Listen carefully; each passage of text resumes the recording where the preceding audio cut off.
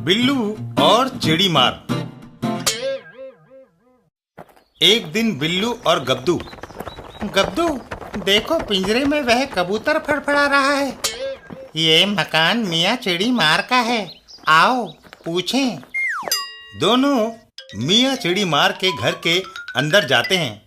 मियाँ, इस बेचारे कबूतर को पिंजरे में क्यों बंद कर रखा है? इसे आजाद क्यों नहीं कर देते? आमा मोटो, मैं इसे खाऊंगा। इससे तो तुम्हारी दाढ़ भी ना गीली होगी। तुम इस कबूतर को छोड़ दो, मैं इसके बदले में तुम्हें एक मोटा ताजा जंगली बकरा दूंगा। उसको खाने से तुम्हारा पेट तो भरेगा। जंगली बकरा? और मियाँ चिड़ी मार कबूतर को उड़ा देते हैं। जाओ मियाँ कुटर को, अभी तुम्हारे कुछ दिन और बचे हैं। मियाँ बिल्लू, कहाँ है वो जंगली बकरा? आओ मेरे साथ। और वो तीनों चल देते हैं। एक जगह पहुंचकर, लो संभालो। मगर वो तो सो रहा है। जनाब कुंभकर्णी नींद सोते हैं, जगाने के लिए एक जोरदार धमाका करना पड़ेगा। बिल्लू एक पटाखा लेकर बकरे के पास रख देता है और आग लगाते ही पटाखा जोरदार आवाज के साथ फट पड़ता है। धमाके की आवाज सुनकर बकरा दौड़ लगा देता है। आह, रोको! लेकिन बकरा मियाँ चिड़ी मार के हाथ से छूटकर 9-2-11 हो जाता है। कबूतर और जंगली बकरा दोनों हाथ से गए। हाय!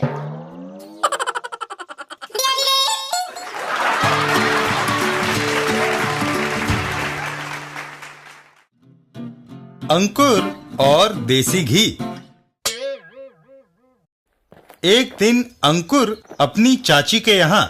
चाची, क्या देसी घी के मालपुए बनाकर खिला रही हो? अंकुर, मैं तुम्हें मालपुए बनाकर तब खिलाऊंगी जब तुम मेरा एक काम करोगे। क्या? लाल हवेली की दीवार के पीछे एक सज्जन पुरुष बैठा है, यह घी उस तक पहुँचाना है। चाची, फिक्र ना करो, यह काम हो गया समझो। तुम मालपुए बनाओ, मैं उधर घी देकर आता हूँ। इतना कहकर अंकुर वहां से चल देता है। लाल हवेली की दीवार, यही कहा था चाची ने। रास्ते में, आहा, 2 किलो घी का डब्बा, क्यों ना छोकरे से छीनकर इस घी से जलेबियां तली जाएं। तभी, ओहो हवलदार साहब, कमबख्त यह है कहां से आ टपका। इसके होते हुए मैं तो घी छीन नहीं सकता, थोड़ा आगे जाकर छीनूंगा। थोड़ा आगे जाने पर, रुको, यह जग्गू दादा का इलाका है, तुम उस छोकरे के पीछे क्यों लगे हो? दादा, उससे घी छीन कर जलेबियां खाने का इरादा है। यह लो 2 रुपए, जाकर नत्थु हलवाई से जलेबियां खाओ। वह घी का डिब्बा अब मेरा हो गया। इतना कहकर दादा अंकुर के पीछे चल देता है। यह 2 किलो देसी घी का डिब्बा 100 रुपए में बिक जाएगा। तभी, आज घर की सारी धूल मिट्टी निकाल देनी चाहिए। ओहो! धूल छटने पर कहा गया वह घी के डब्बे वाला छोकरा वह रहा। छोकरे ठहरो! और वह अंकुर को रोक लेता है।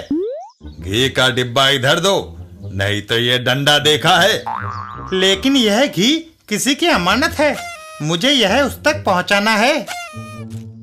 जग्गू दादा से ज्यादा महत्वपूर्ण इस इलाके में और कौन हो सकता है? वह सज्जन इस लाल हवेली की दीवार के पीछे बैठा है। ठीक है, पहले मैं उसी के बखिए उधेड़ता हूँ। इतना कहकर जग्गू दादा दीवार की ओर बढ़ चलता है।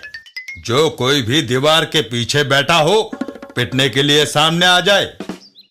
दीवार के पीछे साबू। क्या फरमाया आपने?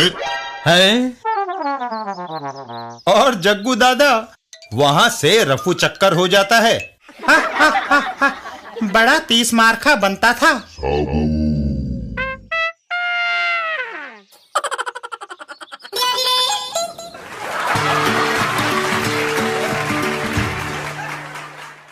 चाचा चौधरी और बचाना अंतरिक्ष यात्री को।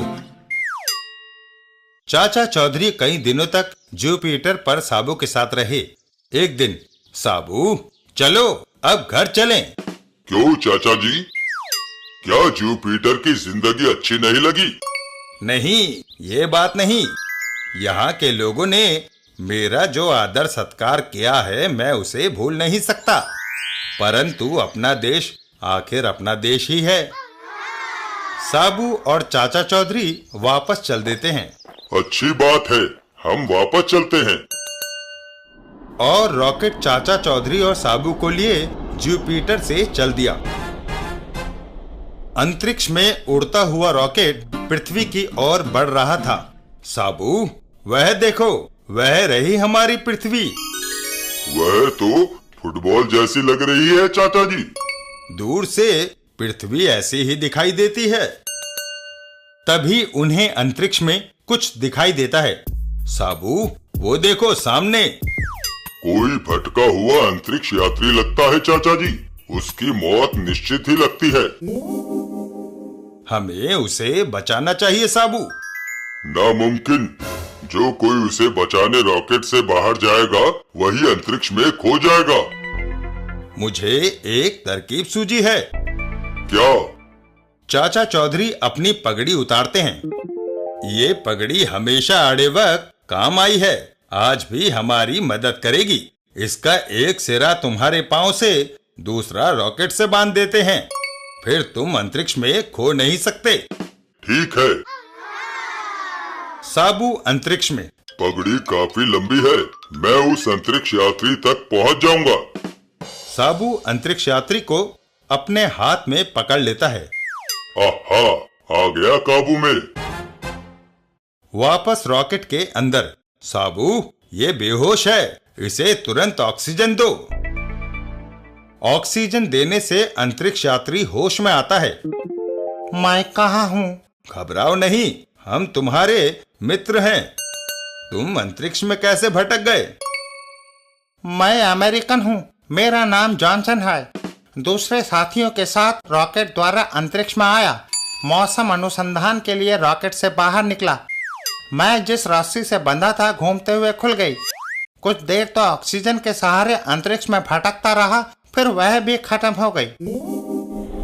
फिक्र मत करो जॉनसन, हम शीघ्र ही पृथ्वी पर सुरक्षित पहुंच जाएंगे। पृथ्वी पर। चाचा जी, आपका ये रॉकेट जरूरत से कुछ ज्यादा बड़ा है। वह इसलिए कि साबू जैसा आदमी भी इसमें बैठ सके। चाची। अरे, तुम लोग 2 गए थे और 3 लौट रहे हो। भगवान, तुम नहीं समझ सकोगी। बस यूं ही समझ लो कि अंतरिक्ष में घूमते हुए ये मिल गए और हम इन्हें साथ ले आए।